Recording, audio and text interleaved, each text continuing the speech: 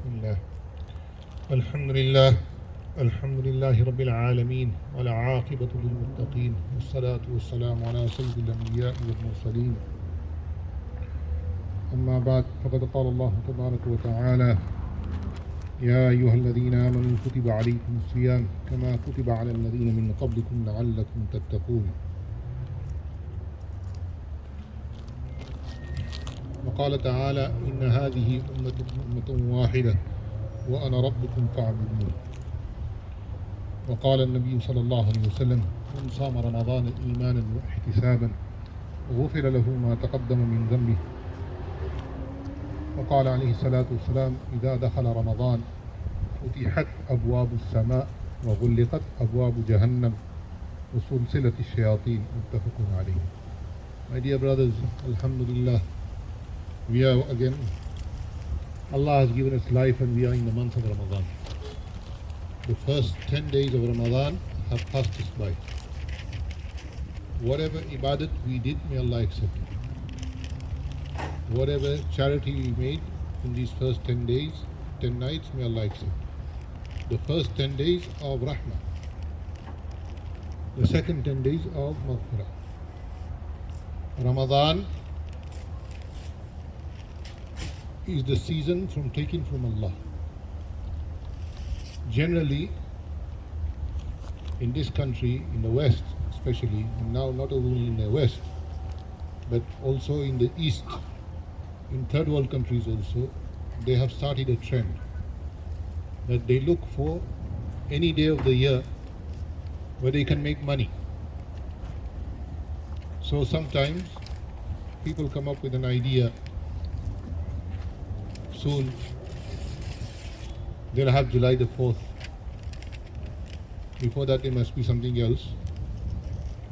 So they've given you calls and they'll want to make that you are ready to spend. But here in Deen, Allah wants you to gain, not to lose. Allah Ta'ala gives us this opportunity that in Ramadan we can gain. If we gain in Ramadan, it is more than one fard. In a hadith it comes, it is equivalent to 70 fara'id other than Ramadan. Because Ramadan is the month of Allah. So Allah wants to reward us. Allah wants to reward us. But we have to make that opportunity to take from Allah. You know, when we go to a store, there's usually a gimmick, a marketing ploy, where they say that buy one, get one free. Generally, you don't get anything free. Everything you pay for. Even the thing you were thinking that you're getting free, you're actually paying for it. But it works on all of us. Because we think that I'm going to get this free if I buy this one item. The merchant does not lose. But Allah Ta'ala is giving us in Ramadan this opportunity that those who have gone before us, if you ask them what would they have done if they were alive in Ramadan, then they would say to you that we would be in the ibadat of Allah from morning till evening. Yani we would not let 1 second of a second go without praising Allah subhanahu wa ta'ala. But we don't think about this. We don't think what the opportunity Allah has given us. Today there is a janazah of a brother. If we have the opportunity, we should go to the janazah. But his janazah is telling us that tomorrow it could be your janazah. It could be my janazah. His janazah is telling us that tomorrow it could be your janazah. It could be my janazah. If you ask him now, he would love to say Subhanallah. He would love to say Alhamdulillah. He would love to say Allahu Akbar. But his time is finished. Our time is still here. Even if we say Subhanallah. It is greater than all the creation of Allah subhanahu wa ta'ala. And Allah will fill the whole khala.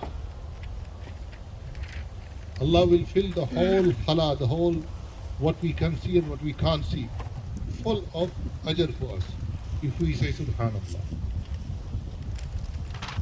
We don't understand this because we haven't seen the currency of the hereafter. If somebody told us now that you're all sitting in the sun, but if you go into the masjid building, the whole building is full of dollars. How many of you will sit here and listen to me? I will be there before you. Why? Because we have value for it. But you're sitting in the sun and saying Subhanallah is greater than all the money in the world. It is more worth than every dollar that runs. Every dirham that is spent. But we don't understand this because we don't have the true reality of ajr of Allah. May Allah give me first and also you. Because the ajr that will in ajriya illa Allah. The Anbiya alayhi salatu wasalam, they used to be asked by their people, what do you want? Rasulullah sallallahu alayhi wasallam was offered that all the gold, the silver, all that you can think of, we will give it to you. Nabi sallallahu alayhi wasallam said, I don't need that. And Anbiya alayhi salatu wasalam, in the Quran, Allah mentions again and again, وَمَا أَسْأَلُكُمْ عَلَيْهِ مِنْ أَجْرًا إِنْ أَجْرِيَ إِلَّا عَلَىٰ رَبُّ الْعَالَمِينَ. We don't ask from you for compensation. Our compensation is with Allah subhanahu wa ta'ala. He will reward us. So a mu'min's reward is with Allah. That every penny that we spend, every breath that we take in the state of fasting, Allah will reward us for this. Have this yaqeen, have this firm inside you that my Allah will, that I'm sitting in the sun and I'm feeling thirsty. But this thirst is nothing compared to the thirst of the hereafter. It's nothing. Inshallah, in a few hours, 8:50, 7:50, we will be out of the fast. And we will be enjoying iftar.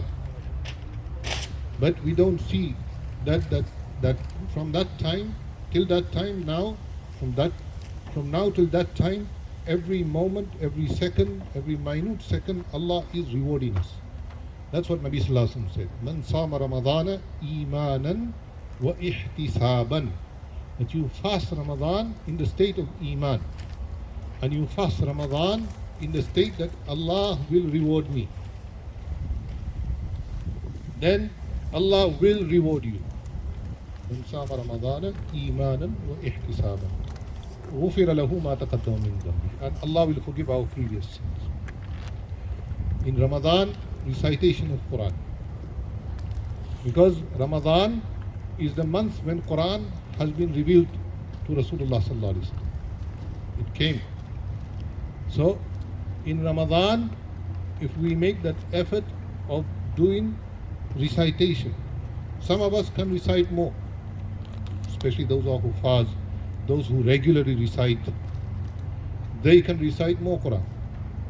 Somebody who doesn't regularly recite, he should make the effort to recite. So in Ramadan, we start with that effort. That inshallah, I will recite a juz a day. So when Ramadan completes, we should also recite Quran on a daily basis, not just for Ramadan. Our usual habit is that we recite Quran when somebody dies because we think that Quran will benefit him. It's come to benefit him who's dead. This is a very wrong conception. It's a misconception. Quran has come to benefit the living. Yes, it does benefit the dead. Don't get me wrong. It does benefit the dead, but it has come to benefit the living. Because the person who's dead, how is he going to do amal upon the Quran, where the Quran says, Aqimis Salah, where the Quran says, Wasta'inu bis sabri was salah, inna Allah ma'as sabirin, where the Quran tells us, Wa atimmul hajja wal umrata lillah. These are all commands. Is it for the dead people? Those who have gone, they're going to do hajj? No. Those dead people who have gone, they're going to do salah now? No. So why is it that we think that Quran is beneficial only to the dead? Quran is beneficial to the dead, but is more beneficial to the living. Because when you say Alif Lam Mim, when you recite Alif Lam Mim, Allah's Nabi Sallallahu Alaihi Wasallam says, Allah rewards you at least minimum 30. 10 for Alif, 10 for Lam, 10 for Mim. In Surah Fatiha, ulama have written that there is more than 700 letters. Now, just read in Surah Fatiha once, multiply it by 10. And if you read Surah Fatiha in 5 salah, just first salah, how many times do we read Surah Fatiha? Multiply. And if we read other surahs with it, similarly, we will get reward for each letter, not each word, each letter. But how many of us look at Quran this way, that if we recite Quran, this is the kalam of my Lord, if I recite it, I will get on each letter, I will get 10. If somebody gave us a book to read and told us that on every letter we will give you $10, how many of us will not read that book? Even those who don't know how to read will learn how to read. Say this, some Spanish book was introduced and we were told that if you read it, on every letter you will get $10. Those of us who don't know one word of Spanish, we will start learning it so that we can also earn. Because to us, that's something. And Allah's Nabi Sallallahu Alaihi Wasallam is telling us that you read Alif Lam Mim, on each letter you will get 10. That's the minimum. In Ramadan, you read the same Alif Lam Mim, Allah will increase it by 100-fold, 1,000-fold. Allah knows best. Man ja'a bil hasanati falahu ashru amthaliha. Allah says in the Quran that the person who brings one good deed, Allah will give him minimum 10 rewards. Now I can't show you that. If somebody says, show me, this is Iman bil Ghaib. Alladhina yu'minuna bil Ghaib. This is Iman bil Ghaib. You will see it on the day of judgment. Nabi Sallallahu Alaihi Wasallam said in Ramadan that especially at the time of iftar, make dua to Allah subhanahu wa ta'ala. Whatever dua you make, Allah will accept it. And it comes in a hadith that if for some reason your dua did not come into existence in this dunya, it will be shown to you in the hereafter. So Allah subhanahu wa ta'ala will remind that person that on such and such day, at such and such time, you remembered me and you asked me. So at that time, I did not think it was befitting for you to be getting it in this world, in this dunya. So I want to give it to you in the akhirah. So when he will see the amount of reward for each dua, he will say to Allah, oh Allah, I wish you had not accepted any dua of mine in this world. Because there he will see. But now we complain, Allah does not accept my dua. If you think Allah does not accept your dua, then where are you going to go? Other than Allah. وَإِذَا سَأَلَكَ عِبَادِي عَنِّي فَإِنِّي قَرِيبٌ أُجِيبُ دَعْوَةَ الدَّاعِي إِذَا دَعَانِ. Nabi Kareem Sallallahu Alaihi Wasallam recited this ayat to us, to explain to us that whatever our need is, we ask Allah subhanahu wa ta'ala. Sayyidina Abu Bakr Siddiq radiyallahu ta'ala anhu says that even if your lace on the shoe breaks, don't ask anybody, ask Allah. But we don't ask Allah. Last resort is Allah. Our last resort is Allah. When we know nothing is going to happen, then we say, oh Allah, oh Allah, oh Allah. Our last resort should not be Allah. Our first resort should be Allah.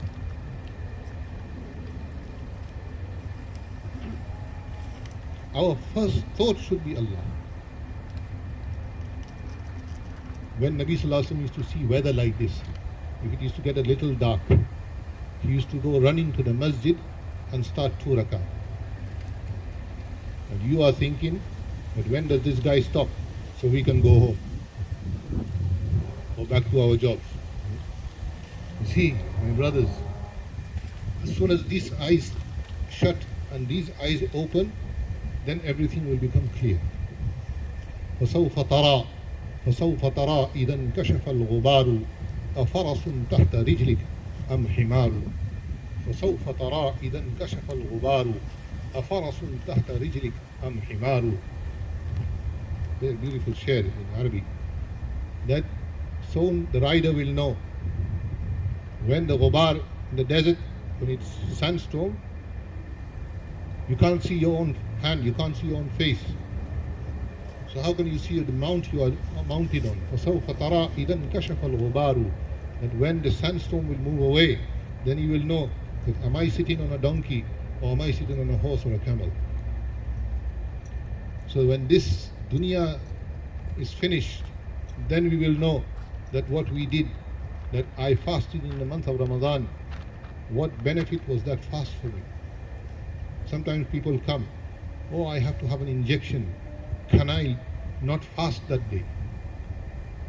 First of all, an injection doesn't break your fast. And second thing is that if you can avoid it, have it after Ramadan if it's not necessary. But don't make excuses not to fast because you have a slight headache or slight stomachache or slight cold. It comes in hadith that if you fasted for the whole dahr to make up for one fast of Ramadan which you deliberately did not fast, the whole dahr dahr means the whole of your life, you cannot compensate it. People make excuses not to fast. And they come. Brothers, fasting is from Allah. Kutiba alaykum siyam. And those days that we have to fast Ramadan, we should not make any excuse. Fast it. Insha'Allah, Allah will help you. Some people think that I might have slight trouble, so let me not fast today. No. Don't do that. For afterwards, if you fast it for each fast months, you cannot compensate. If there is a necessity where a doctor has told you that it might harm you, injure you, or it could take you to your death, then there is jawaz. But if the marad is not that, if we have a slight headache, we still go to work. If we have a slight cold, we still go to work. We don't take off. Why?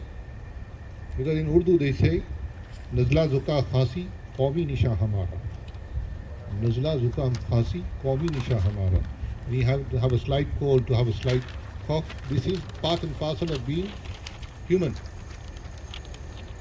Everybody has this.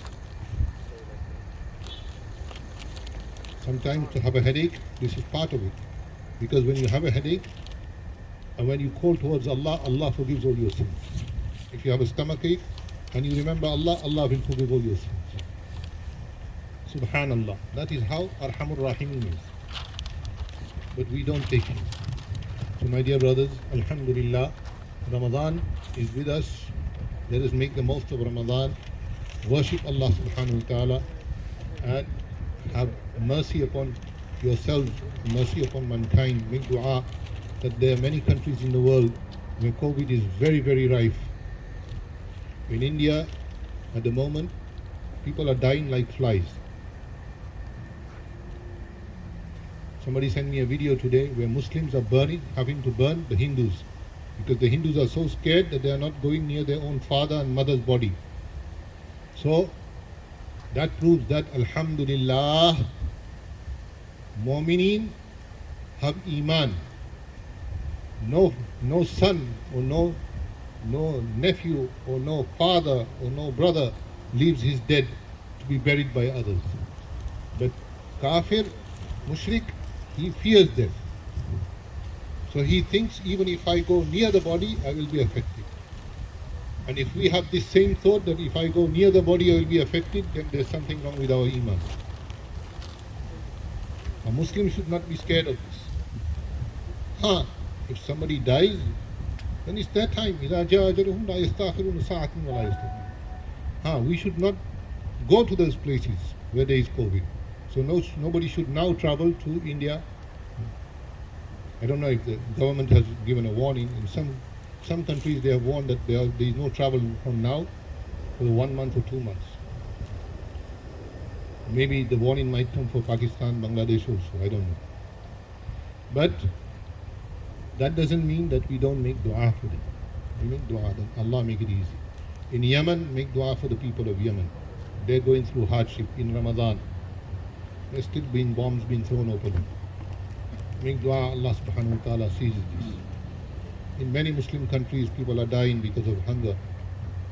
So make dua to Allah subhanahu wa ta'ala. If we can give to the charities, give. MashaAllah, we had Islamic Relief come here. So if you want to give to Yemen, online go on Islamic Relief and give your charity to Yemen. And there are many other places. So you know best. Your zakat that is farz upon you, if you have family members who are needy, then first and foremost you should give them zakat. But you cannot give zakat to your parents.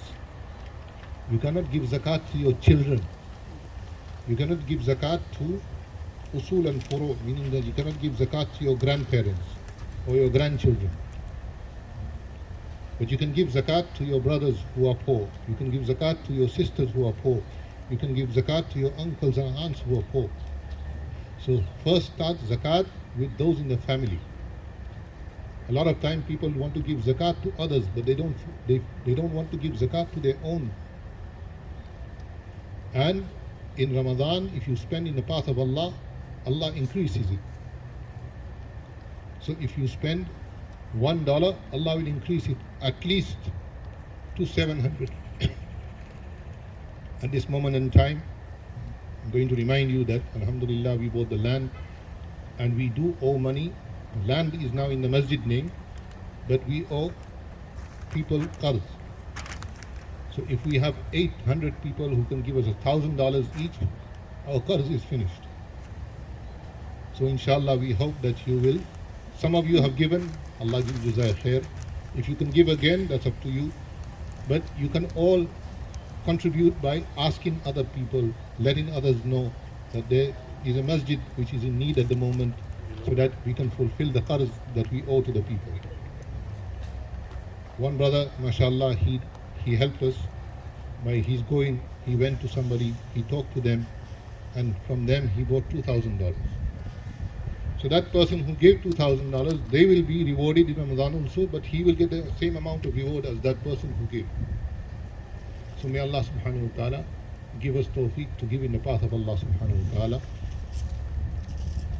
Safeguard our salah, safeguard our saum, and safeguard our ibadat in Ramadan, and come to the masjid. Whichever masjid is close to you, go there. Mostly we see that because there's no food at the moment in Ramadan, in iftar, nobody is coming for iftar in the masjid. Maghrib salah still happens in the masjid, brothers. And we will give you a date and a bottle of water. That we can give you. So we invite you to come in Maghrib. If you live close by, go to the masjid. Do iftar there. But if you live far, I understand. But the whole month, last year was very different.